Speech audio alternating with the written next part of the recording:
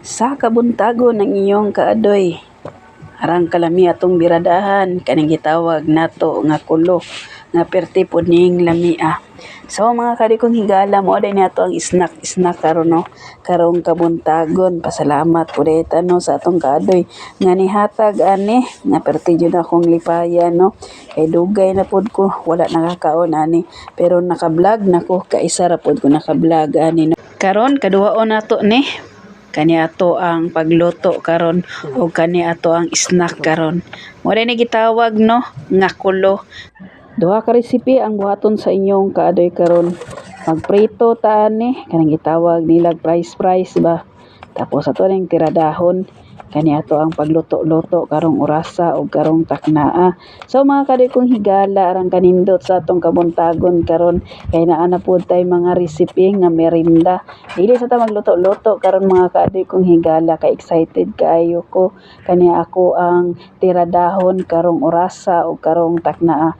Ako ring gigagmay-gagmay da mga kadi kong higala pinanipis no para nindot ang atong pagkatirada. So ani lang kaadoy kasimple ato ang tiradahon karon kay first time pa pud nato no kaning pritohon nato ni kay naaman pud tay daghan nakita labi na jud sa social media. Di pud ta paalas ato pud nang tiradahan i-try nato kung unsa jud ni kalami.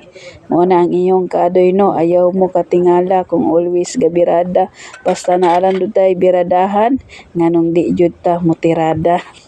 Kanindot sa atong kabuntagon karon mga kaadoy kong higala kanang new recipe na pud ba nga makita nato pang snack sa atong lutoon karon. Daabtik dito pabukal yang mantika mga kaadoy kong higala. Rice cooker din akong gigamit kaadoy no para nipis kayo ba para dali jud kayo siya mo brown para dali maluto. So pinaabtik dayon na kaadoy nga luto dayon ani na iyang dagway mga kaadoy kong higala. Nakaingon ko nga hasta jud ning lamia. Ako nang gipatulo di mga kaadoy kong higala. Ako day nang gibutang kaning tupperware kaadoy no kay dira nato ni ilamba-lamba og atong i-shake diring dapita. Ako pa po nang gibutangan di mga kaadoy kong higala kay daghanon nato nigluto kay sure jud ko nga perti jud ning lamia.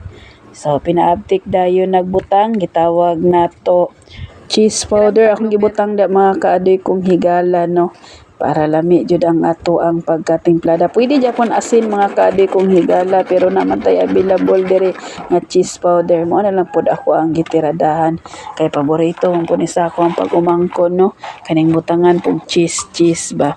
So pagtilaw na mo di mga kaadoy nakaingon ko perti yung lamia. So overload pud atong cheese di mga kaadoy kong higala. So mo rin na pinaabtik din nagkaon-kaon dra ako ang pag-umangkon nga siya jud una ni birada og nitilaw. Naghiwa-hiwa pa day siya daghan dira kay gusto jud niya nga daghanon na magluto para lami-lami jud amo ang pag-snack karon orasa o karong taknaa.